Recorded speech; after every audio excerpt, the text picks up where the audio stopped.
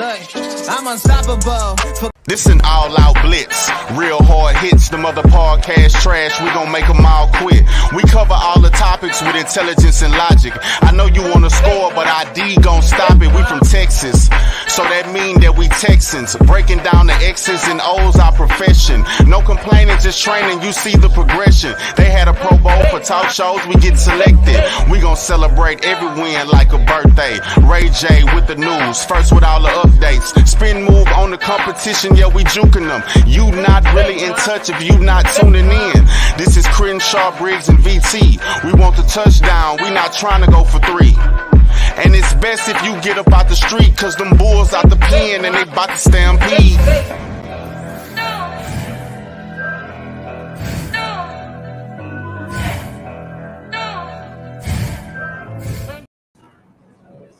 Hey everyone, and welcome to the Texans Fan Battle Podcast.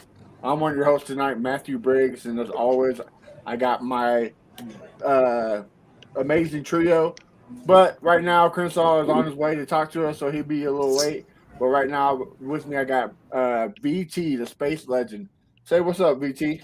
What's going on, guys? And guys, if you listen to 610 down there in Houston, you know this guy very well. We got Mr. Brandon K. Scott with us. How you doing? Man, I'm doing good. It's a pleasure to be on with you guys. I appreciate y'all for bringing me on to have a discussion about the Texans. So I'm doing good. I'm actually at NRG Stadium right now for the Texas Bowl as we speak. And so if y'all hear a little bit of fireworks in the background, that means somebody must have scored. Or if y'all hear some noise in the background, that's somebody from the PR department letting us know of an injury update or where the ball's at or something like that. So this is actually a real life sort of insight into what it's like during a Texans game in the press box when it's actually happening, because basically it's the exact same thing happening right now. Well, maybe one day we'll join you up there, Brandon. Maybe one day, you know. Yeah, I'd love that. We got a whole row at 610, man. So it's plenty of space for y'all, man. We got to make it happen. Yes, awesome. Sir. Yeah, that's kind of what I was going to say. We were a little late because we wanted to show respect to the national anthem. The national anthem was playing there where Brendan's at, so we took the respectful way out, and we took a moment of silence before we came on. But man, God, do you have a good Christmas? I really did. It was a really good Christmas for me and for my family. It was a busy one because we worked. I worked a lot. I had Christmas Eve. The days leading up to Christmas Eve, we had shows. We've been covering games. Obviously, there was a game on Christmas Eve. The NFL took over the Christmas Day schedule, which the real estate normally belongs to the NBA. But with Christmas Day coming on a Sunday, the NFL came and said, let me get that.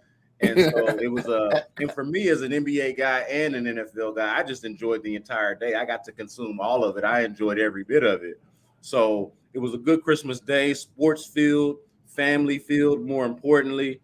And I got 3 little kids too who were able to enjoy it as well. We've had a rough year as a family, just a number of personal challenges. And I was really glad to see them, at the very least, the kids who have nothing to do with what the challenges are, right? They just have to experience it with us. I'm glad to see that they were able to enjoy it, man. So it was good, man. I hope the same for you guys. Yes, sir. It was great, especially since the outcome of Saturday. Yeah, so, absolutely. Yeah. Made Sunday feel a lot better, right? A little bit. Well, let's kick it off, man, with some NFL news. We kind of got a lot that is kind of evolving the Texans, so we'll just we'll kind of jump into a little bit and then dive into the Texans part. Nathaniel Hackett got fired earlier this week.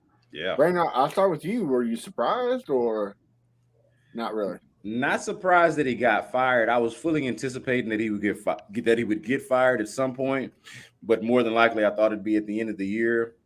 I thought there was a case to do this weeks ago. I mean, there were very early signs of Nathaniel Hackett not being the guy, not exactly being the answer for the Denver Broncos, even in his first year. So I would say I was a little bit more surprised in the timing, but you figure if you're a team, and this is instructive for the Texans as well, I think, especially Texans fans to think about, But if you're a team that's sort of already made that decision, that already knows what the future either is or is not, that this particular coach is not the guy that's going to lead you into the future, then it makes sense to get that head start. We saw the Texans do it 2 years ago with Bill O'Brien. They got the head start. Now, it was a little disappointing that they were the first to fire and the last to hire a coach, and then the one that you ended up being somebody that you hadn't really honestly heard of, right, in David Culley. But that point aside, you kind of understand why, if that's the direction that the Broncos were going to go in, that the timing of it would make sense, that they would want to get ahead of things. And it's not like there was a mystery there. Nathaniel Hackett way in over his head.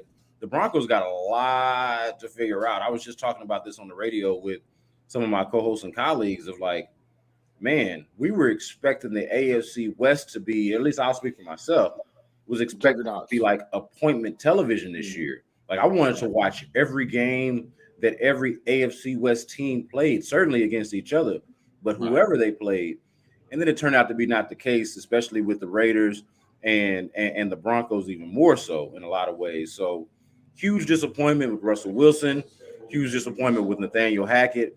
They have a ton to figure out there. And honestly, guys, I'm not sure how much of a, like how quality of a job that is. And I'm surprised to even be saying that, given the history of the Denver Broncos, given the history of even Russell Wilson prior to this year. You would have thought that would be a job, if it was going to open up after 1 year, that folks should be knocking down the door to get. And now I'm not so sure. I'm not even so sure if that's a job that you want, because you're stuck to Russell Wilson, can't get out from under that contract for a long time. And if you do, it's extremely cost prohibitive. You know, one way or another, it's going to mess you up. So I'm very interested to see not just the fact that they fired Nathaniel Hackett, but what their plan is to replace him exactly, and who that person is that's willing to take on that job. All right. Well, we got Crenshaw gracing us with his presence. So, Crenshaw, I'll jump to you, man. What do you think? We're talking about the Nathaniel Hackett on firing, correct? Yeah, yes, sir. It was time. I mean, since the Monday Night Football game, that's when I knew that he wasn't going to be the coach. I think that they only hired him because they thought they was going to get Aaron Rodgers. Aaron Rodgers. Mm-hmm. And I think once that didn't work, Nathaniel, his time was limited. Now, if it had a good season, like made the playoffs, maybe he could have stuck around. But I think they made the right decision to fire him now so they could, jumpstart their head coaching search. I don't think Sean Payton's going to be the guy. I think they're going to get maybe like Dan Quinn, because Denver like getting defensive coaches. I was actually shocked on the Nathaniel hire, but I think Dan Quinn's going to be the coach over there. All right. BT, what about you? Well, like Brennan Scott said, basically, I knew that he was going to be gone. I just didn't think they would do it now when there's only 2 games left. That was kind of strange because there's 2 games left. So what are you gaining by it? I assume the only thing that, really that they're gaining is that they have more time to look for another head coach. That's the biggest thing. We all knew he was done. Now, the question remains now, who's going to be there? I also do not think it's going to be Sean Payton. Right now, the rumors are that he goes back to New Orleans, which I honestly don't really believe either. But regardless, what's interesting for us is that there are now 3 coaches that lost their jobs mid-season, right? We got Carolina, we got the Colts, and we've got Denver. Does this mean that we are more likely to get rid of Lovie Smith? Because the narrative in the past 2 weeks was that we may keep Lovie, especially since we just got this dub in Tennessee. So I feel like the narrative has been building that we should keep Lovie, even though I think he should be gone. I think both him and Pep should be gone. But I think that now that Hackett is also gone, this could potentially give them a little more fuel to say, "Yep, we let Lovie go," without getting the backlash that I expected them to get. Brian, what do you thought about that on BT's? I think that's a good thought, just in terms of the way that they're comparable. I think is the fact that they would both be firing the first-year head coach, and so and I hate to characterize it like this, but let's not forget the climate and environment in which Lovie Smith was hired in. Mm-hmm. There was a lot going on with the Brian Flores lawsuit, the the allegations of either racism or racial insensitivity, or not considering or giving black coaches the proper opportunity or the proper chance, firing David Culley after 1 year, Brian Flores with his own sort of feeling of how maybe he was slighted and all of that. And so it certainly felt like, as the Texans were about to hire an inexperienced, and obviously Josh McCown played almost 20 years in the NFL, but had never coached beyond high school, and really even that was volunteer work. Like, it was going to be hard to sell in an environment like that, specifically the inexperienced white head coach, hiring him after you've gone one and done with the black head coach. And honestly, to me, it's a difficult sell to do the same thing with Lovie Smith. But the one thing that you can sell, no matter what color the coach is, what race the coach is you win one game, you win 2 games in a season, and you can always make the case for widespread sweeping changes within the organization. And so that's what and of course the Broncos have won more than 2 games, obviously, but it's not working. They hit the eject button on it early, and I think that the Texans could very well do the same thing. Now, it is interesting to see. I'm not sure if that story is actually fully written yet, or if we know. I'll tell you like this: I don't have a good sense or a good beat for what exactly the McNair family, Nick Caserio himself, the general manager, what they're feeling exactly about Lovie Smith and his status as the head coach, whether they are putting any weight into these last few games or not. I probably got some thoughts on whether they should and what that would actually mean and how that reflects on the process. I don't love that for the process. If these last few games, one way or the other, whether it means you fire or keep them, to me, I feel like the decision at this point should have probably already been made. They should have been able to do, long story short, they should have been able to do enough analysis and evaluation at this point to know one way or the other whether they like Lovie Smith going forward next year or whether they don't. To me, it should not matter exactly how these last few games play out, but we'll see. We'll see exactly, but it's certainly interesting. Yeah. All right. Well, moving on to the next topic. A lot of benching this week. You got Derek Carr over there in Las Vegas. Carson Wentz is to make the start in Washington. Brian, I'll start with you. What benching of the quarterback has you scratch your head the most?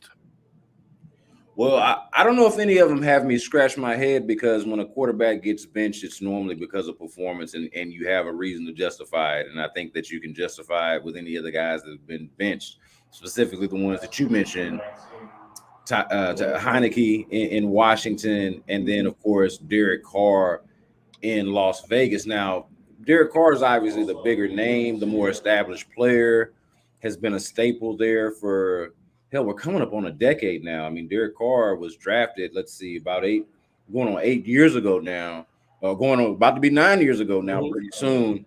So obviously he's been a staple there, as I mentioned. So that's got to be probably the more surprising one. And I'll go back to the point that I made earlier about the AFC West, thinking that, this was an appointment television type of division. Every team, including the Raiders, to me at least, was going to be worth watching every time they played. And like the Broncos, maybe not to as a drastic degree, but certainly like the Broncos, it has not been the case for them in Las Vegas this year. Derek Carr leading the NFL in interceptions at this point, not something that I would have had on my bingo card. Obviously, the quarterback here, Davis Mills, at one point when he was benched, that was the case with him at the time, at least several weeks back, right? He was leading the league, or at least toward the top of the league in interceptions. Didn't play for a couple of weeks, so was supplanted in that. But when that's the production that you're getting from your quarterback, I mean, you can easily justify going in a different direction. Now, I don't really love it, because I think Derek Carr is very central to the identity and the culture there with the Raiders, for better or worse. And I'm really interested to see how they're going to play this going forward in the offseason, if they're going to move on, if the Derek Carr era there is over, I don't know exactly what this means for his future. I'll have to look more into that and give that a little bit more thought. But if we're going to pick one that's more surprising, it's got to be the more established guy in Derek Carr, who's done some things for that franchise. And you would have felt like, honestly, I mean, they trade for Devontae Adams, his college teammate, his friend, and you think, okay, this was a team that sort of found its way into the postseason last year, and all they really did was add Devontae Adams. And so you would think that that would be an improvement. I know they've had some health issues, but you would think that would be an improvement, and that hasn't quite exactly been the case. Okay. Yeah, if I could chime in on here, let me say this about Carr. I actually suspected, even though they signed Adams, that they were preparing to move on from him. They kind of protected themselves with that contract. So with the contract, they only have a $5.26 million dead cap. It's very, very little. I don't know of another franchise quarterback that ever had a contract like that. And if they get rid of him, they save $30 million in cap space. So it's clear that they want to protect him from injury to try to move on from him, get a late round pick. I don't know what they'll try to get out of him, but contract wise, anyone who picks up that contract can get out of it pretty easily. He could end up being released, but likely will go for a late round pick is my guess. So I'm not necessarily surprised they did this. I'm actually more surprised, to answer your question, Matt, about Washington, because Washington is, in the hunt. Heineke, I think, was doing all right. And Wentz has a history of performing poorly in those big light situations. To use the phrase that Sean Bajani used, when the lights are the brightest. As he said last time when he was on the show, he has a problem. So I honestly am more shocked about Wentz picking up the mantle there than almost anything else. And obviously Tua is not benched, but he's out against the Patriots because of his concussion the third time. So, we've got about, I think three quarterbacks, if I remember correctly. And of course, Ryan Tannehill is not playing again. You're right. Yeah, but he's been out last week. You're right. So, yeah, I mean, really, it's really Taylor Heineke that surprises me that he's not getting the start. Other than that, I'm not surprised at all. Crenshaw, what about you, brother? Speak to me. Yeah, man, got to be Derek Carr, man. Got to be Derek Carr. I mean, like, this guy is the franchise. He's been Mr. Raider. He's been there through all the thick and the thin. Like Brandon said, I mean, all they added was Devontae Adams, which should have been way better, and the teams took a big step backwards. I don't know if that's coaching or what's going on over there, but it got to be Derek Carr, man. I mean, Taylor, I knew that little hype, that little hype they had, I knew that wasn't going to last long, but Derek Carr, man, this is a phenomenal guy. Like I said, I'll take him in Houston in the heartbeat. I know VT, you don't like that right there, but I'll take Derek Carr next year on the Texans. Easy.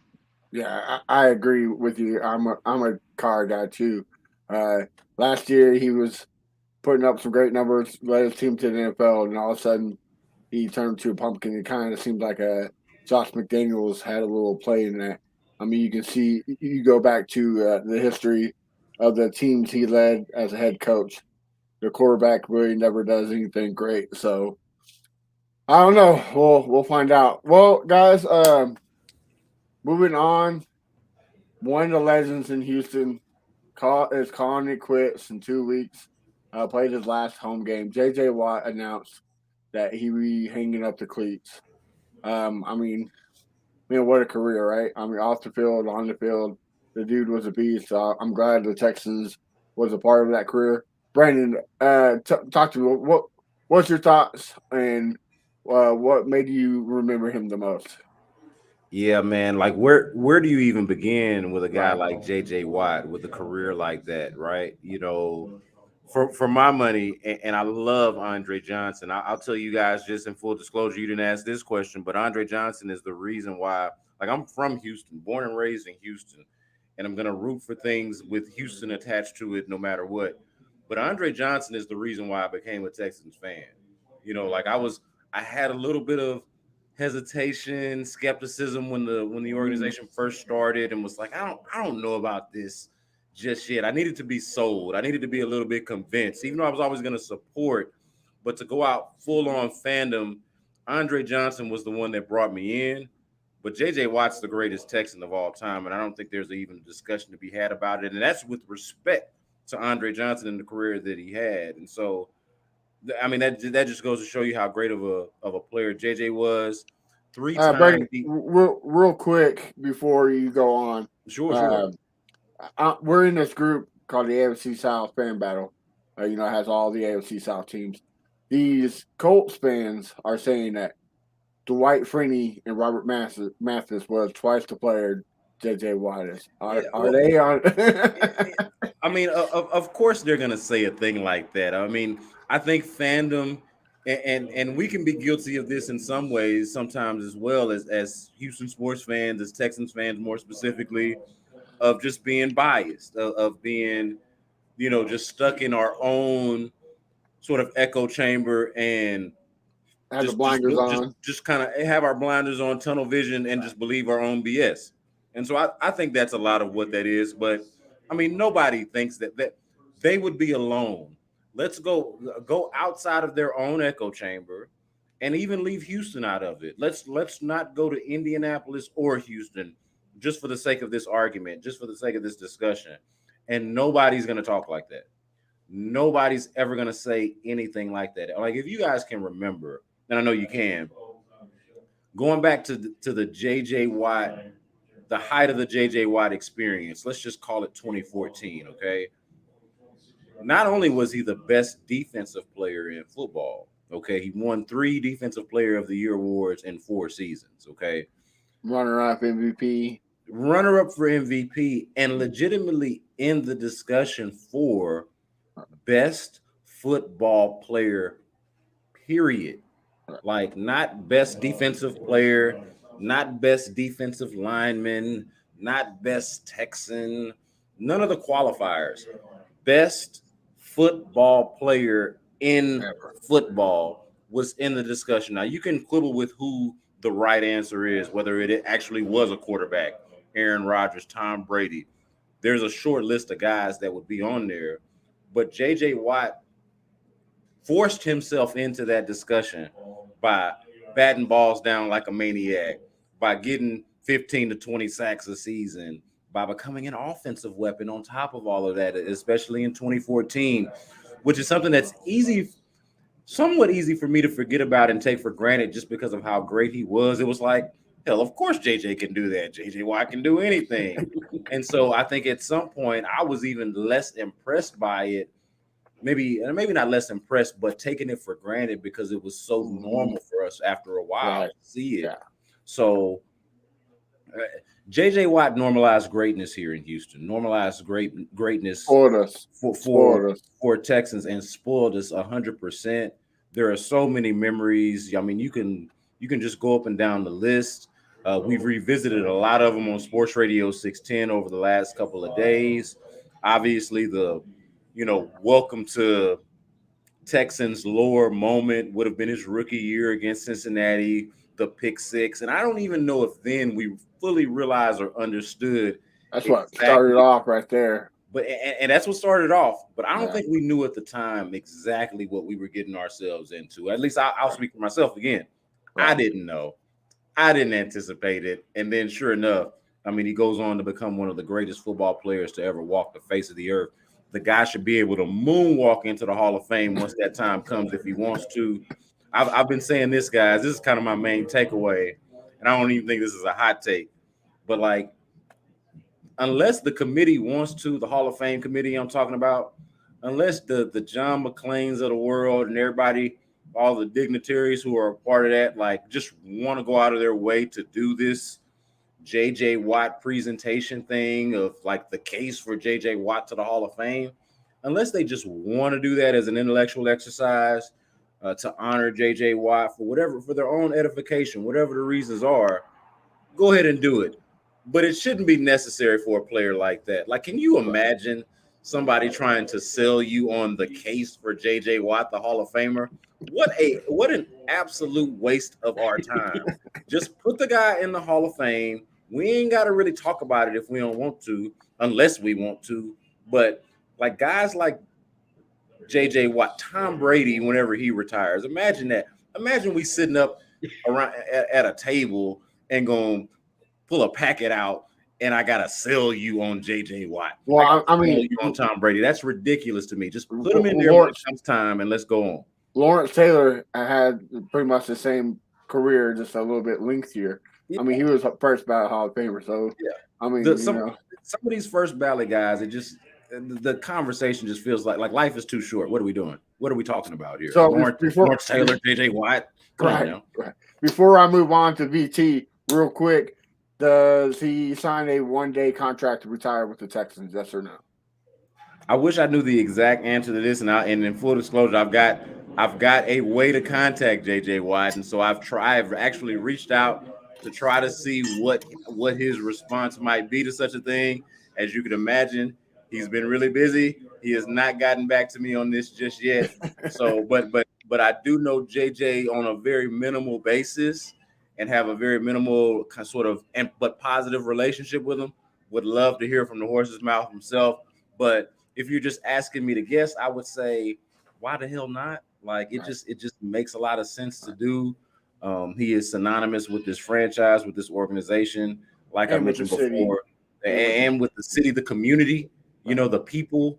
So yeah, it would be surprising. That's Cody Stoops behind me of the Wheelhouse on ESPN 97.5. He's also in the building with us as well. But it would surprise me a lot if that effort at the very least wasn't made. Okay. BT, real quick, what about you? What do you think? So first of all, JJ Watt, there are lots of memories that I have. One of them is the Bills playoff game. We needed that juice, and he came up with that juice and sacked Josh Allen. And I really think that was part of that momentum to get us to that win. There's many, many memories that a lot of people have of JJ Watt. I was listening to 610 today when you had all the callers call in. I was a little taken aback about one of the guys that was saying that he wanted his daughter to marry him since the day she was born. A little uncomfortable, right? A little uncomfortable with that. It was a bit uncomfortable, but for the most part, they were pretty amazing, and I agree with almost everything that they're saying. JJ Watt was a symbol for this franchise, even when we've gone through tough times as we're going through now. And you can tell just by what we're talking about that the conversation kind of stopped about the draft and stuff when he retired, and it all became about JJ Watt. That tells you how important he was to this franchise. And what I'll say is I'm going to put my neck out there and say I would almost have it as a guarantee that he retires with us. He means that much to Houston that I would be shocked, disappointed, and incredibly upset if that did not happen. I know that he wants to. I have a feeling that he wants to make it happen, so I can't see why it won't. Crenshaw, what about you, brother? I'm gonna pick it back off B. Scott. Andre made me become a Texans fan, but Justin James White is the greatest Texan of all time. This guy literally put us on the map. He's the reason why people tune in to the Texans. That Bengals game, that pick six, like you said, I didn't know what we had. And then the following week against the who we played the following week, the Ravens. The man was a monster against the Ravens. We should have won that game. TJ Yates, 3 interceptions, but that's another topic. Justin, he knew how to find the camera. Anytime the camera's rolling, he knew how to do it for the camera to keep us, in tune, engaged, and everything.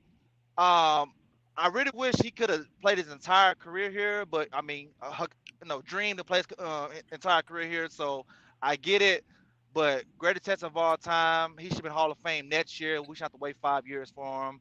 But it's going to be pretty interesting because him and Brady are going to be in together, so that's pretty cool. And hopefully, I could be in Canton to see this live. Oh, I'm going if it happens. Oh, yeah. We should all three got to go. Right. We should make a trip out of it, man. Like I'm actually glad that y'all said that. Like you're gonna be in Canton to try to make it happen. I've never been to Canton. I've been to Ohio a lot. My dad's from Ohio, but never been to Canton. Would love to go for this moment. Like if you're gonna go, we even did this, I think, as a segment on the radio at some point. Like it might have been the show before me of the Houston sports athlete who, when they go to the Hall of Fame, who's the one that's worth you making the trip yourself personally to go watch it for. I don't think there's a better case for any athlete, at least in our lifetime, than J.J. Watt right now. All right, y'all hit the nail on the head. I mean, the dude was he was the poster child of NFL for American football. Like he was the great American guy who eat like the Hulk Hogan, eat your vitamins, say your prayers. He was that type of guy for the NFL. And what a lot of people forget of that 2014 run he had, he led the NFL in pass deflections as a defensive end. Like who does that? Who does that? And not like I get Aaron Rodgers had a hell of a season, but like he led the NFL in sacks, led the NFL in pass deflections. Had what was it, Crenshaw, 7 touchdowns or something like that? Yeah, Like seven offensive touchdowns. The only reason why he didn't win it because we didn't make the because we didn't playoffs make the that year. playoffs. Yeah, Yeah, but we didn't make the we playoffs. was 9-7, but he should have won it, man. Aaron Rodgers got enough Yeah. of those. Give it to JJ, man. Yeah. Three times defensive player of the year, dude. Yeah, Hall of Famer, easy. I agree with you guys. Well, fellas, going on to the game, Texans versus Titans. Before we do that, one of the best players this year, Larry Tunsil, has come out and said he wants to be the highest paid left tackle in the league. Brandon, I kick it off to you. Do we do that? Do we ship him off for more trade capital for the draft? Because, in the rebuild, it's kind of hard to give that kind of man that kind of money. But what would you do if you were Nick Casario? It's really one of the more interesting questions and propositions that we have out there, because you obviously want a guy of that caliber on your team. Okay, you want to lock up a guy like that, and especially if you ever, I know that there's room to disagree on exactly what to do with the number 1 overall pick if they get it, and even if they don't, what to do exactly with the quarterback position next year. You got different folks with different sort of minds on what Davis Mills could be, on what the Texans should pursue from a quarterback standpoint. But whatever it is, like no matter what our disagreements might be and where we might stand on it, you're going to need a quarterback at some point, whether you feel like you got him on the team or you need to go get him on the team. And once you get him, the whole reason why you went out and traded the farm for Laramie Tunsil in the first place was to protect the quarterback that you had in-house, the franchise quarterback that you had in-house at the time. And the same logic is going to hold true fast forward to whenever you feel like you have that guy in-house again. So if you don't do it, you're still going to need to figure out that position and what direction you're going in, because it's just as important as anything else, as any of the other high priority positions that we'll talk about with the Texans over time, namely quarterback. Okay, we concede that that's the number 1, the main position on the field. But past that, I mean, after quarterback, it's basically what? Pass rusher and left tackle, the blind side of the quarterback. I mean, and you can quibble on which one is more important, but certainly those would be like Yin and 1A, yang. 1B, or 2 and 3, however you want to characterize it. So if not Laramie Tunsil, you need to find an answer there. And I feel like if it's not Laramie Tunsil, I'd like to hear what your answer is. Now, for some people, the answer might be Titus Howard. And I've been of that school of thought as well of, hey, maybe once you move on from Laramie Tunsil, you drafted Titus Howard in the first round. Let's see, going on 4 years ago now, 3 years ago, going on 4 years ago now, with the potential to be a left tackle. Now you ended up moving him to guard, and you've kind of jacked him around from tackle to guard and guard to tackle, and done sort of this musical chairs thing with his position, which I think has been bad for his development. And credit to him for still at least being a decent player despite all of that. But I think it is one of the more fascinating questions, not to bail out of the question that you're asking, but I think it's one of the more fascinating questions to answer, both for us as a fan base to sort of decide what our priorities are, for media and fan base to decide what our priorities are in terms of team building, but also for Nick Casario himself. Like we had Laramie on about a week ago now on the show, and he's not shy about this sort of thing, about wanting big money, being motivated by money. We know this, okay? We know what time it is with Laramie Tunsil. You can feel about how you feel however you want to feel about it. But Laramie Tunsil is here to get paid. He's going to go out there and play at a high level. Now, the false starts and some penalties here and there are going to be part of the experience, but he's going to go out there and play at a high level. And in turn, that man is going to expect to get paid. And the story that my colleague, ESPN's DJ Bieneme, had on the website on ESPN.com today was that he wants to reset the tackle market. And that is of no surprise. He essentially said as much when he was on with Landry and Landry Locker and John Lopez on In the Loop again last week on our station on Sports Radio 610, that the man is ready to get paid and that he's going to negotiate his own deal, and that's what he's looking for. Yeah, man, I would do it because, and this is just me talking, I anticipate that they will go in a different direction at quarterback. But even if they don't, even if they believe in Davis Mills, my man needs somebody to protect his blind side. Whatever they do at quarterback, they need a dude, either Laramie Tunsil himself or a guy like that. And I'm not sure if they have the exact plan. I'm not sure what they exactly think of Titus Howard, if they view him in the same light as I do. And there's plenty of room for disagreement on that, on whether you think Titus Howard could be your franchise left tackle. I'm just sort of spitballing there because it seemed like they drafted him with that potential. And from what we've seen of him when he's played left tackle in limited snaps and a limited sample size, dude's been pretty good. So I mean, not Laramie Tunsil level, obviously, but there are some business decisions to make there. I would just go ahead and do it. Number one, just to say, because the Texans are going to have money now. Like we're past the point where they're in cap hell and they can't really spend any money. Now, maybe fans want to go see them spend money on somebody else, on different players, on newer players, but this is a priority. They do have the money now. They also have the draft capital to address other areas if they want to say, hey, we don't want to use one of these premium picks that we have coming up in the next couple of years on a left tackle when we already have used, mind you, a number of premium picks to go get him. Plus, we've paid him once. Why don't we just go ahead and pay him again and use these picks to go and supplement the rest of the team? That, to me, makes more sense. Mm-hmm. Crenshaw, what about you on the Tunsil? Well, like B. Scott said, he's motivated by money, and I think that's the reason why he's playing his best football. But if you think about last year, what he missed 11 to 12 games, did any of us miss Tunsil last year? So I feel like that we can still be a good team without him. I will put Titus Howard there and get another guy on the right-hand side. Heck hasn't been playing bad. Heck has been pretty good the last couple of weeks. Yeah, Heck must have been training with his dad or something, because he's gotten way better.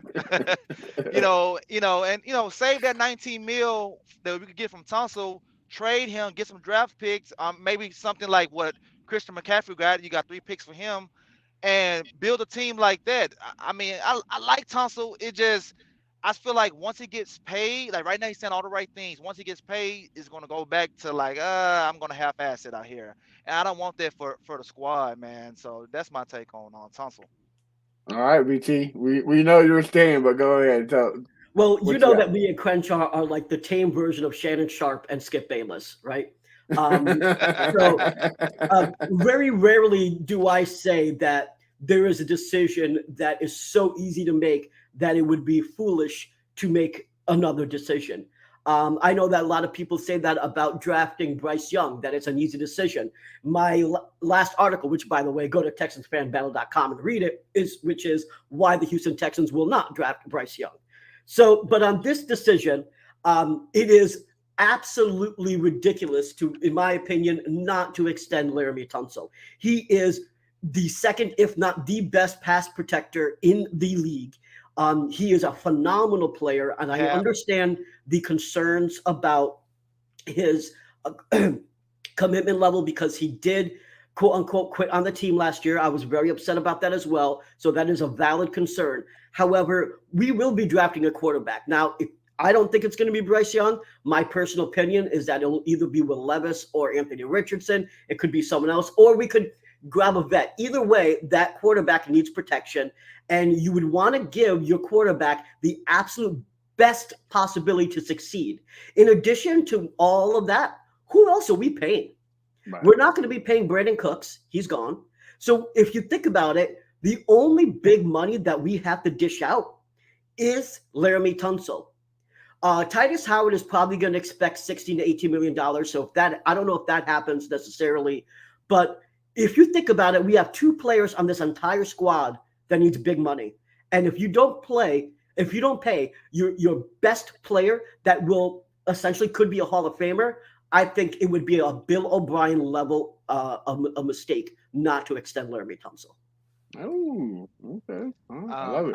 I think getting wide receivers is helping out your quarterback over getting, paying Tunsil. I just feel like I don't know, man. He's good, but he's not that good. VT, he's not that good, bro. He's pretty good though.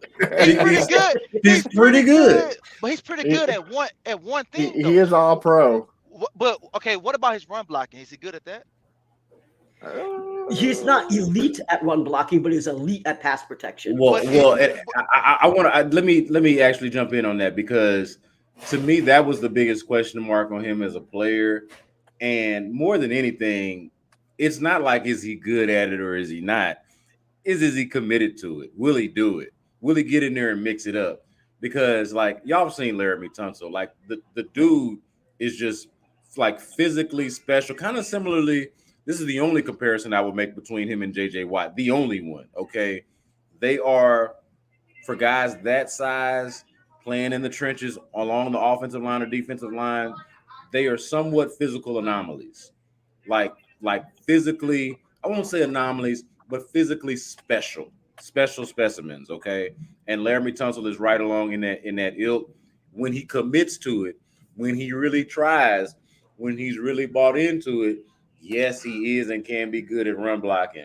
Sometimes my man just don't seem all that interested in it. And I think that's, speaking to Crenshaw's point, I think that's a legitimate concern. He's kind of a mixture of J.J. Watt and Javion Clowney. Like, he has the potential to be great, but is his work ethic there? Yeah, exactly. Yeah. Is that motor exactly right, what you want it to be? But I don't know, man. I think that the production is there, the money. Like I see what Crenshaw is saying. Like maybe just use that money somewhere else, and maybe you can like just better allocate the resources and figure it out. I will say this: I've never thought that you needed, and this was my objection to trading for him in the first place, or at least not trading for him necessarily, but giving it up as much as they gave up to go get him or to go trade for him from Miami. I don't think that you actually need an elite left tackle. You need a left tackle that doesn't suck. You need a left tackle that's not terrible, that's not going to get your quarterback killed. But I don't actually think that you need a left tackle that is as good as now. I do think Laramie Tunsil is great and like really, really good to great. But I don't think you need a left tackle that is necessarily that good. But if you have one and you are in a situation where you're not paying anybody and a lot of your talent, the talent that we're going to be relying on and evaluating and hoping gets the Texans out of the dog days, most of it is going to come from guys through the draft because that's where their resources are primarily. And so they're able to spend this money. The question is, where should they spend it? And Laramie Tunsil is not I don't think Laramie Tunsil is a bad place to spend it, right. But certainly I'm fascinated with the idea of, and this again, just me talking, fascinated with the idea of replacing him with a left tackle that is, again, doesn't suck, but isn't quite as good as he is, and therefore is not quite as expensive as he is. I am intrigued by that possibility, and I'm curious to see what Nick Caserio's strategy is going to be. Well, the only thing I'll say something real quick about it, and we'll move on. But the only thing that kind of has me enticed of trading him is this draft is probably one of the best positional player drafts we had in a long time. Like, there are great players all throughout. Defensive ends, linemen, cornerbacks, like they're all spread out. Third round, second round, fourth round. Like, it's very rare do you see a draft like this deep of players that are going to be good make an impact. So, I mean, it's a gamble. I mean, just like Crenshaw said, we signed him. He's like, all right, cool. I'm going to go sit back down for 14 games and collect this paycheck. Or, we go out and get a guy and he is a bust. He's the next Isaiah Wilson dropping his mixtape. Like, it's a gamble. So, either way, I'm happy with it as long as it makes my team better, Jumping to the game, 19-14. Brandon, tell me what was your thought of this game? What was the highs and what was the low of this game? Man, I'm not gonna lie to you. It feels like so much has happened since that game was played. Like Right. a whole life. It feels like a whole life has been lived. You feel me? Like it really does. But man, like I was first of all, I was surprised to see how well they competed under such circumstances. I mean, you're talking about the cold. You're talking about the hour-long delay. You're talking about going up against a team where their formula to beat you, I think, fits perfectly into the environment that they were playing in. Cold weather, wind was going to be a factor. Throwing the ball was going to be somewhat of a challenge. And why even try? Rookie quarterback making, limited starts. It made his first career start just a month and some change right around there prior to that, and we saw what that. I think it was the last time we played us was his first start. Correct? Yeah, that was his first. That his first career start was against the Texans right here on the other side of this window that I'm looking at right here at NRG Stadium. And if y'all remember, they had my man throwing the ball one time in the second half. They ain't trust my man to do nothing. They might as well have one of us out there running the offense. That's the way that they played it. Like, hey, man, we just hand that bad boy off and make good reads. Don't turn the ball over. Don't drop the ball. Don't fumble the snap, and we'll be all right. So going from that to this, I thought just the way that the Titans are built, that they were sort of perfectly positioned to win a game like that, to punish the Texans in a game like that. If I'm being honest with you, like I was a little worried about it because I'm like, man, the Texans don't really tackle all that well, and the Titans ain't gonna really be throwing it all that well because they got Malik Willis out there. It's cold, it's windy. Like, this is just gonna be painful. It's gonna be painful. They're gonna be having to try to wrap up Derrick Henry all day, and then of course, both teams go 3 and out, if I'm not mistaken, on their first offensive drives. But then that second one, when the Tennessee Titans get out there, Derrick Henry goes for that. What was it, like a 48-yard run or something like that? And you're like, here we go. This movie already. I don't really know if I want to watch it again. I know how it ends for my rooting interest.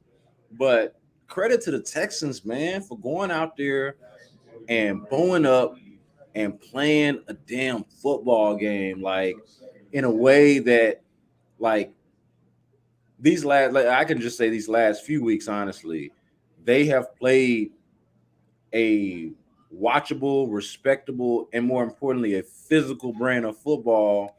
The youth movement is what you see. Dude, I was worried if they were really about this life, man. Like, and so they've been doing it the last few weeks. I was impressed to see it. Obviously, like you mentioned, my man, the youth movement. And I don't know if I can say enough for it because it wasn't that long ago in this season. It was just only a few weeks ago where I was questioning, like, are these rookies developing? Like, I like their draft picks, but are they being coached up? Are they developing? Like, can we feel good about where we're at? We've been saying the same thing. And all of a sudden, here they come. All of a sudden, here they come. You get Christian Harris gets the interception. Jake Hansen, to me, that was the play of the game because the play could have very well just been over with, or he could have just wrapped up and made a form tackle. And my man makes that conscious effort at the end of the play to try to get that ball out. Play of the game for me, especially for one of the nondescript, non-draftee guys. When we talk about the youth movement, we're normally talking about the draft picks. When we talk about all seasons, we get hung up on draft picks. Who's your draft pick? Is that draft pick developing? Was Kenyon Green worth the number 15 overall? That type of stuff. But hey, look at Jake Hansen out there, unheralded and out there making plays for you. So credit to him. Man, I was just really proud to see them go out there and do that, especially under the circumstances. I thought it was a difficult one. And if I'm honest, just not one that I really thought they were going to excel in. I did not see this happening. So, and I'm always, when I say bad things about the team or when I pick against them, I always preface it by saying, look, I don't mind being wrong.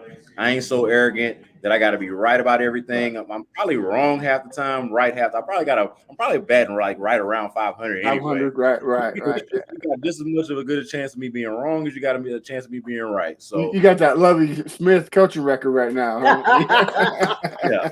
yeah. Hey, look, I wish I had that. I wish I had that Lovie Smith paycheck to go out there and right. I'm feeling bad for Lovie Smith. Hell no, I don't feel bad for Lovie Smith. Right, get paid. Lovie Smith living good, his family eating good. I don't feel bad for him at all. But back to the game, and it was pleasant to see again the youth movement. I've always felt like all year the formula for them winning games was exactly what you saw. You need to get after the opposing teams, not just quarterback in this sense, but just their offense in general. And you need to get to the ball. You know, you need to find creative ways to get opportunities. And I don't want to stop before I give credit to a guy that I've been highly critical of, a guy I'm skeptical of, and just frankly do not believe in terms of the future of the franchise, and that's Davis Mills. Like, I don't think that Davis Mills is the guy. I would not invest in him as the quarterback of the future. Let me just be clear about that. That's just how I feel about it. But you got to give credit where credit is due, okay?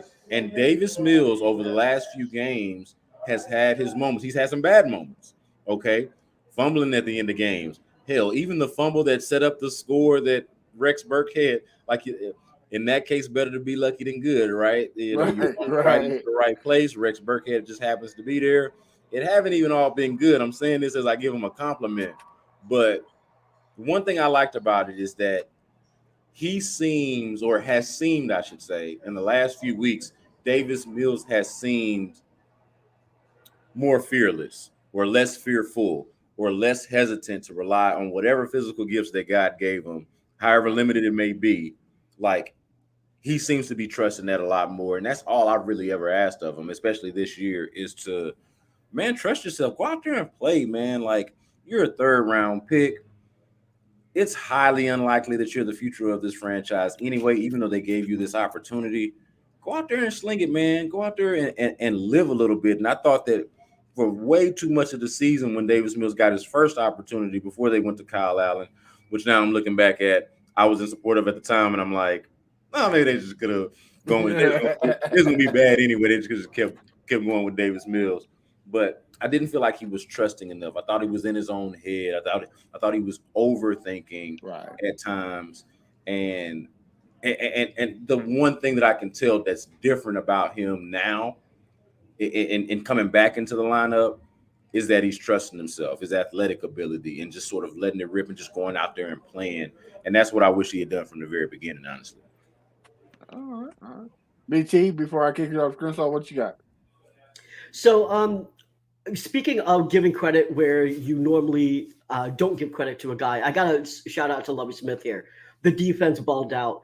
You mentioned, B. Scott, about Jake Hansen, and he didn't have to strip that ball out, right? He could have just wrapped up and let it go. But it was Lovie Smith's insistence of takeaways, where we actually got that. So, everyone that's listened to this podcast knows that I've been on Lovie Smith for the past month or so. I got to throw him up to here. The defense balled out. Jalen Petrie, who had a couple bad tackles, missed tackles in the beginning, he adjusted. He ended up having a pretty good game, leading the team in tackles again. Double O showing up with 2 sacks. It was weird that you didn't see the normal dudes balling out other than Petrie, right? We didn't have Jerry Hughes making a lot of plays. Collins didn't make a lot of plays, but you got Hansen. Bernard with a huge hit in the backfield against Derrick Henry. That was huge. Yeah, Bernard had that huge hit. Shout out to the Titans for not even blocking him. But 4-yard tackle for loss. That was a great play. So these are players that we have not seen make plays really for the most part all year, and they made plays in this game. And I will say B. Scott, I called this game. I said it was going to be 17-14. It ended up being 19-14. So it's damn close. It's interesting what they did in the previous two games, the Titans, now I'm talking about, they continue to do here, which is they stopped running Henry. And I don't understand necessarily why. He's been 17 carries for the Jags, 21 against the Chargers, 23 against us. And I see that as a trend. And now he's out, or at least doubtful. So I think he has had some injury issues in the past 3-4 weeks, and he was playing hard still. Well, but that's what I saw, and we took advantage of that. This Sunday, they're sitting their whole team because they're getting ready for the only game that matters to them is the Jags game. So that's why they're sitting all of them out. So I believe that to some extent, but why would against the Chargers and the Jags earlier on did you not use him in the fourth quarter? If you watch those games, every second half, even with us, he fumbled the ball, and it changed. It changed the momentum. Like the Jaguars were getting the break speed off by him. I mean, Derrick Henry was running almost 200 yards a game on him, and he fumbled that ball, and that's when the Jaguars jumped all over it and took advantage of it. So I think that's why. But okay, fair enough. I mean, he did have a fumble here too, right? So all his fumbles happened in the past month. Yeah. Crenshaw, bust them out. Get those flaming hot Cheetos, Ray. What's up? Get spicy with it. Well, first, I got a question. This is for all of y'all. Okay, so on that, first of all, I'm with you, B. Scott. I don't think Davis Compton Mills is the guy at all. And I think by him sitting down and coming back, that's making him better. Same with last year. But on that fumble, wasn't Rex Burkhead out of bounds first? How was he able to be the first guy to touch the ball and be a touchdown for us? Well, as long as you reestablish, and they explain that on the broadcast too. Yeah. Like as long as you reestablish, then it's a perfectly legal. Texas PR looking at me like, what the hell is this guy got going on over here? As long as you reestablish and you're back in bounds, you're perfectly allowed to do what he did. And so, and I think he barely reestablished. Like you can even it was real quick. You can have a debate there, but the explanation is that he reestablished, I think. Oh, okay. And we usually don't do game balls on this pod, but I'm gonna give him the game ball to 0045 because I can't pronounce his name. So I know he's from H-Town. How you pronounce his name, VT? Oh, hey, it's Obo Okoronkwo. Now, how you pronounce his actual real first name, I don't know, but he just goes by Obo for his first name. Obo, okay. So it's Obo. Obo is easy enough, and that's what we all just call him. Just call him Obo. Okay. But it's Obo Okoronkwo. That with him right there, he's really been playing pretty good. I think we should bring him back. But the game was good. I mean, after that long Derrick Henry run, they kept them intact. Maybe that was more of Vrabel just not running, Henry as much. But like I said, I'm gonna give Compton Mills some love. He went 9 for 9, had a touchdown and everything. That was his highlight moment, but I still think he sucks. But but overall, the defense played phenomenal. Petrie, man, great game. Petrie, Harris, great game. Hanson, great game. It was just a great game, all over. And I felt for the fans, even our fans that had to sit outside and watch that game in the cold. It was cold as hell. It was cold as hell. But hey, I can't wait for the Jags game on Sunday, man. Yeah, my only thing is I know the Texans are the one of the least penalized teams in the NFL. Like they turn it around completely, which I appreciate that. But guys, quit getting a penalty when you score a touchdown. It seems like every time they score a touchdown, it gets called back because of a penalty. Like, come on, guys! Like, give me a break. Quit giving me a heart attack. Like I'm already bald enough. Like, quit giving me a reason to pull my hair out. But like I'm piggyback off BT says the tackling was sloppy in the first half. Lovie Smith did a great job of saying, "Hey, let's wrap up." I think the only time that we didn't tackle great in the second half was the Malik Willis touchdown. It seemed like he was playing pinball on us, just all over. But what was it? I want to ask you a question, guys. Everybody's saying that the slapping the face mask was face mask, and I think Malik Willis was kind of doing his best LeBron James, impersonation of flopping. But what was it, a clean hit, or what? What do you think? B. Scott, I'll start with you. You think it was a clean hit? Yeah, I think it's one of those where I'm glad that it went the way that it did, because it truly is one of those where you could make the argument either way. So if it had been called the other way, if there had been a flag there, it would have been hard for us to really make the case of, well, nah, not really. That's a clean hit. You know what I mean? But since the call wasn't made, you could also say, well, he hit him, but he ain't really grabbed the face mask. So it's one of those real subjective calls that, like, it's one of those where you can see why this isn't something that would be challenged, right? Or because it's subjective. It could be all four of us could have a different answer to the question, and still be reasonable minds. You know what I'm saying? So that's kind of how I looked at it.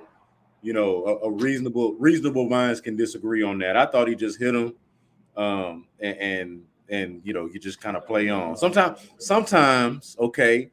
And I'm a basketball guy too, so y'all have to forgive me for a basketball reference here. But sometimes when you have a collision and a bang bang play, you just gotta play on. You don't bail out the defender and call a charge. You don't bail out the offensive player, or let it play. Either way, you just let the guys let them play. Let them play sometimes. Yeah.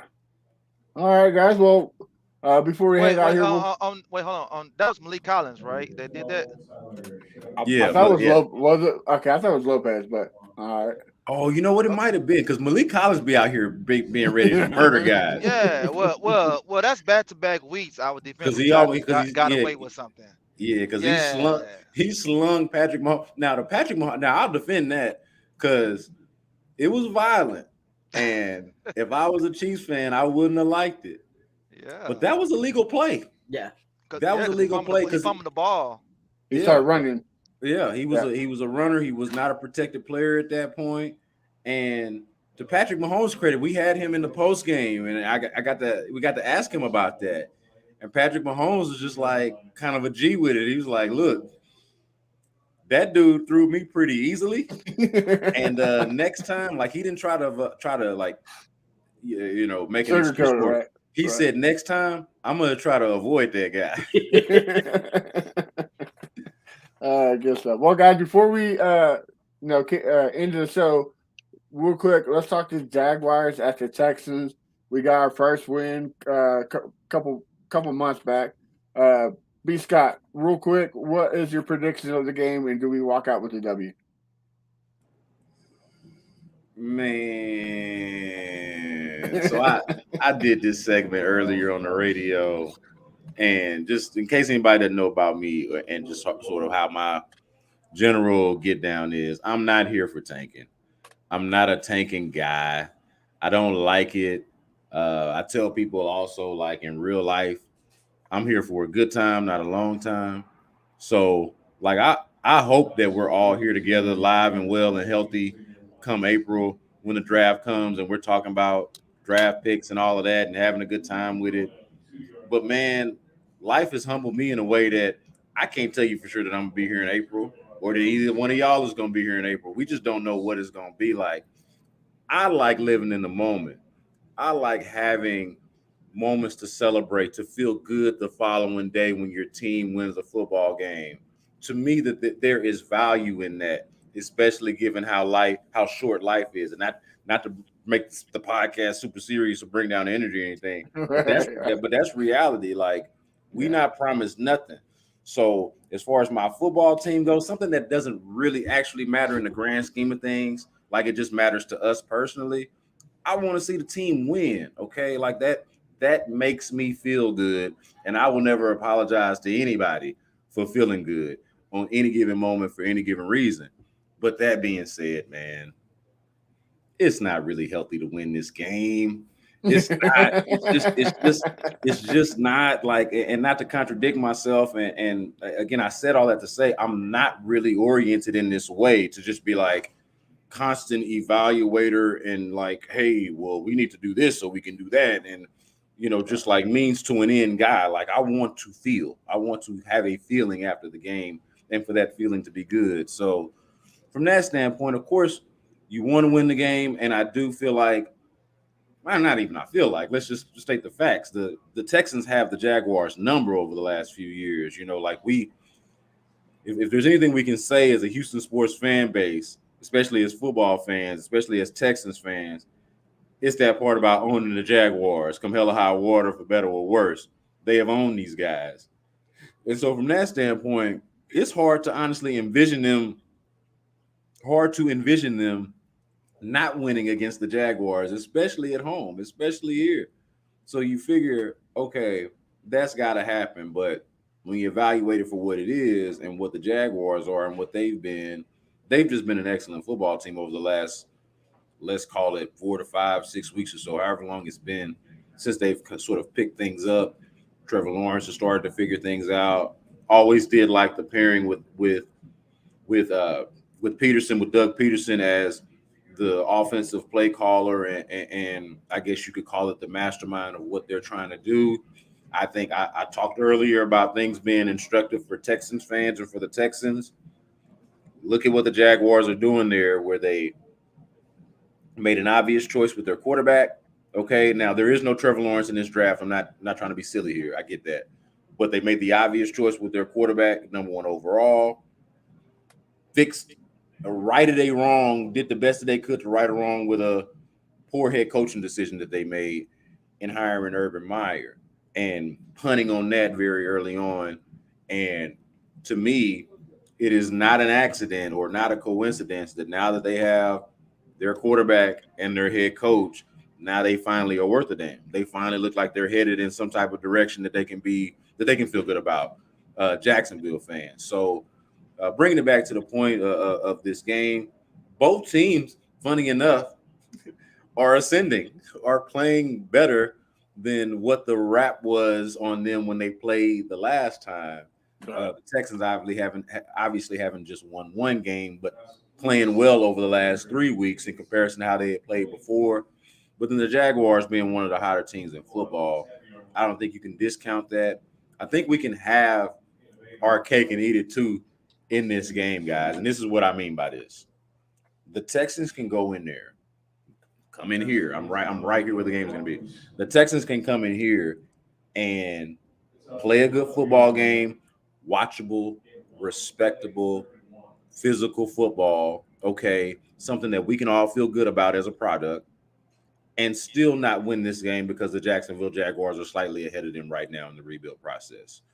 And I think that would be the most ideal outcome and scenario for them to come out, not thoroughly embarrass themselves as they have at various different times right here in this stadium, in NRG Stadium, a la the Tennessee game, a la the damn Washington Commanders game where they're giving up the ball on the second play of the game. It doesn't have to be that. It can be something that all of us feel good about as a product, but at the same time, they lose the game to a better opponent and go ahead and secure that number 1 draft pick. And then we can fight in the offseason amongst ourselves on what they should do with it. We can have that healthy debate, disagree, cuss and discuss, as my man Chris Turner at Sports Radio 610 likes to say. We can do that on the back end. But let's go ahead and take care of business, not embarrass ourselves, okay? Because I'm not about that. Not embarrass ourselves, but not win this game. That's what I truly think. And I'm not just trying to project that or speak that into existence. I truly think that's what's going to happen. The Texans are going to play a better brand of football as they have over the last few weeks, but also are not quite as good as the – I know they beat them earlier in the year, but the Jaguars I don't think had ascended to where they are right now. And so more than likely, that's what happens. The Texans play a respectable game. The Jaguars win it. All right. BT, what about you? What you got? So I kind of believe what B. Scott's saying. If you look at Trevor Lawrence, he's had a roller coaster of a year There were times where they thought, oh, look, Trevor Lawrence is back. And then he started losing. It's like, nope, looks like we didn't, Trevor Lawrence isn't that franchise quarterback guy. And now we're back to where we were in the beginning of the year. The dude is balling out. The dude has an incredible TD-INT ratio right now.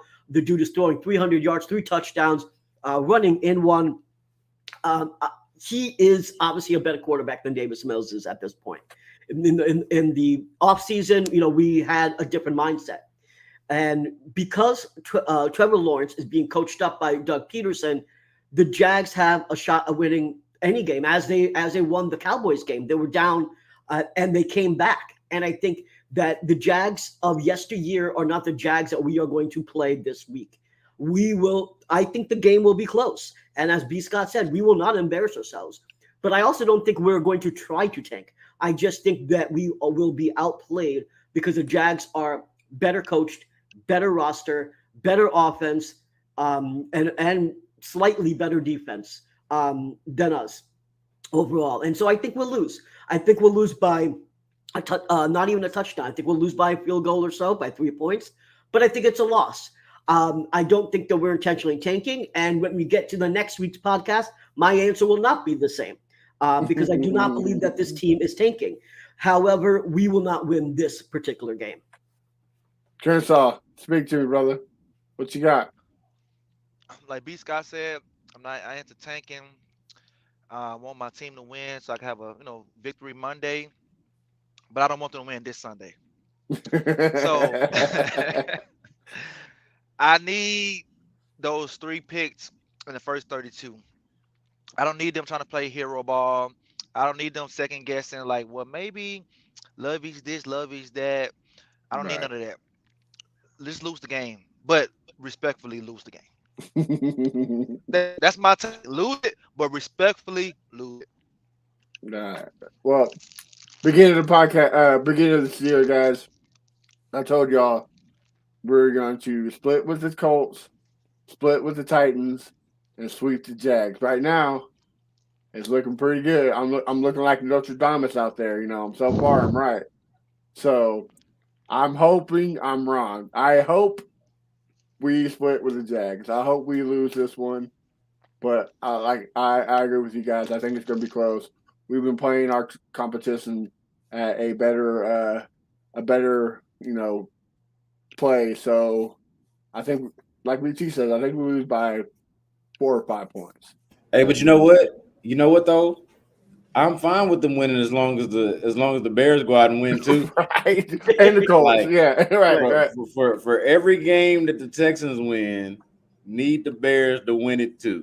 Now ideally, at least for the number 1 pick purposes, Texans lose, Bears win, and then that last game is far less stressful because if we were having this conversation a week from now, and if y'all were to ask me what do I think is going to happen with that Colts game, I think they can win that bad boy. Mm-hmm. Nah, I think they can win that one. So we don't need to win that one either. Really need them to either lose this one, perfectly lose this one, Bears win, no conversation. But if they do win, if they do beat the Jaguars, I need the Bears to win out, baby. I need the Bears to do their part for sure. Same. Well, guys, what a great episode. Brandon, man, thanks for coming on. It was a pleasure. We're definitely gonna have you back on. Tell the folks where we can find you on social media and what you got working on. Yeah, so I'm at Brandon K. Scott on Twitter. I am at B Scott from Hiram Clark on Instagram. That's where you can find me. That's Clark with an E at the end. If you are not initiated, if you are not from Houston, that's my hood. That's where I'm from. I love it. So I'm repping over there. But other than that, I do the B Block podcast weekly. Adam Spillane, my colleague over at Sports Radio 610, and I know this is a Texans podcast, but if you're into basketball, if you follow the Rockets, they are similarly situated with the Texans right now, trying to get out the muck. Adam and I are covering that every week at the H-Town Hoops podcast. You can find that anywhere where you get your podcast. And for the rest of the week, I don't know when you guys are going to hear this and when you see this, but for the rest of the week, I will be in studio doing In the Loop, filling in on In the Loop from 10 to 2, Sports Radio 610. We're going to have Malik Collins on the show, fresh off the practice field. He's going to call in. So if y'all want to check that out, that'll be Thursday. I'm not exactly sure what hour, but the show is from 10 a.m. to 2 p.m. Some point during the show, if you listen, we'll let you know exactly when Malik is going to be on. But Malik Collins is going to join us on In the Loop on Thursday. So make sure y'all check that out. Yeah, man. And other than that, like Sports Radio 610, social media and website, just in case y'all don't know exactly what I do and like who I am, that is me. I am that, and that is me. So in case you are ever wondering, it's either me or something that I'm allowing to happen, okay? So like it's either something that I'm doing or Tyler Miller or in Landry Locker or somewhere in the background causing some mischief that I've authorized in some sort of way. So it's one or the other, but make sure y'all are checking us out, no doubt. Well, Brady, you need to give him a shout out. Tell him that the guys at the Texans fan battle love him, and you know we love the hit on Patrick Mahomes. So you know, yeah, give us some love from us. We will for sure be discussing that hit, no doubt about it. So look forward to that, and also in case I didn't say this earlier, man, thank you guys for having me. Yeah.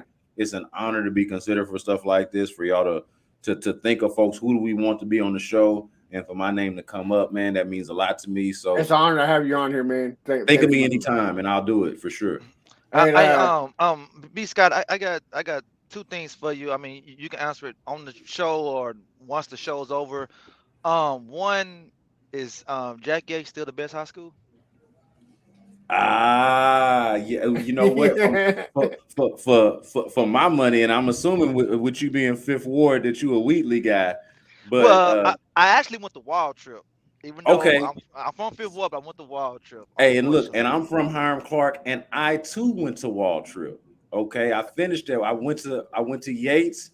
This is a real long story, not for the podcast, but I ended up at Wild Trip. Long story short, because I was getting into too much trouble, and they needed to send me somewhere where I wasn't as familiar with the lay of the land, and they like, well, we're gonna send his ass to the north side. He don't know what's going on over there. I graduated from Wild Trip in 2007. Okay. I came out in 2002. Okay, yep, you're a little bit before me, but yeah, I came out of Wild Trip in 2007. So it's funny, we from different hoods, but we ended up in the same place graduating. Yeah, that's crazy. Both Wild Trip cats. Yep. And Wild Trip class 07. And the second thing, how was Beaumont Enterprise? Oh man, now that is a story for sure that is post. But I'll tell y'all this though.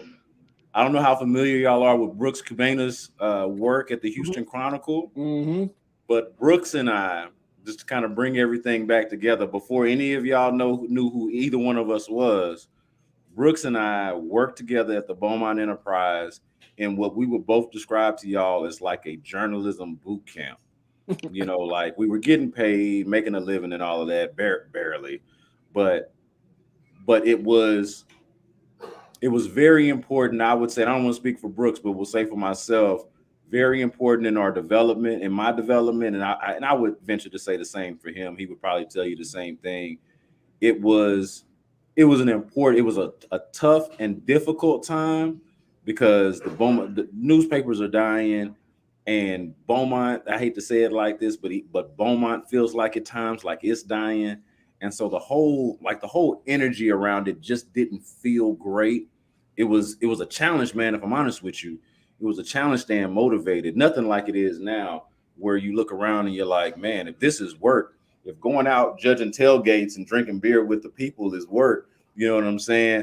If hanging out in the Sports Radio 610 suite on Sundays, lamenting about the Texans and their rebuild, if that's work, I'll take it. You know, it'll come a long way from the Beaumont Enterprise days, man, but I am not here without it. I can tell you that. The long story short, I am not here talking to you guys in this moment without doing that. Respect. All right. Well, enjoy that game behind you. And while you see some Texans PR, you need to tell them to give us some love. We've been trying to get some guys on the podcast, but they're not give us any love. So you need to tell them Texas fan battle, help them out. Yeah, I'll put in a good word best I can. They barely listen. They just kind of look at me and laugh too. And like, I say what I can. I do what I can. Put in a good word. BT, what about you? Where can we find you? You can find me on Twitter at Brown Chubby Bear. And you can find me on Reddit at Chubby Brown Bear. We actually started our own subreddit at Texans Fan Battle. So it's not so you don't have to go to just the Texans subreddit. You can go to the Texans Fan Battle subreddit. So we started growing it, and it's about almost 50 users already. I'd like to grow it in the next month or so to like 500 people. So go on Reddit and join that. You can also go to TexansFanBattle.com and read my latest article.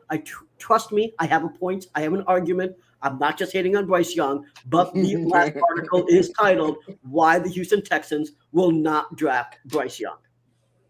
Oh, great stuff. Crenshaw, where can we find you at, brother? Man, you can find me at Fifth Ward Crenshaw, Instagram, Twitter. That's where your boy gonna be at.